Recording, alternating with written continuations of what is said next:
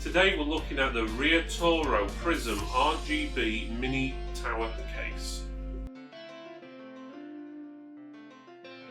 This video has been sponsored by the Tender Nova MW6 whole home mesh Wi-Fi system.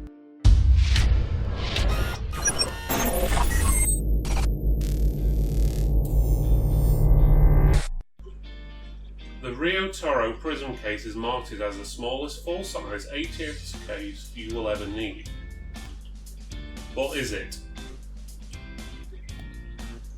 The problem with small cases is normally the airflow, and you sometimes need low-profile items to fit inside the case.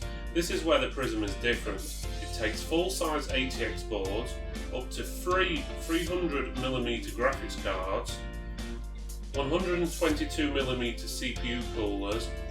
It has room for 2 solid-state drives and 2 hard drives, and takes up to a 220mm power supply, so most of your items should fit as long as you're not getting a Titan graphics card. The insides of the case are a bit cramped, especially where the drives are mounted, and the cabling that comes in from the front panel. The window is made of a thin plastic, and because it's moulded, it gives it a slight cheap look next to other cases in its price range. This product should be available to retail at around about £75.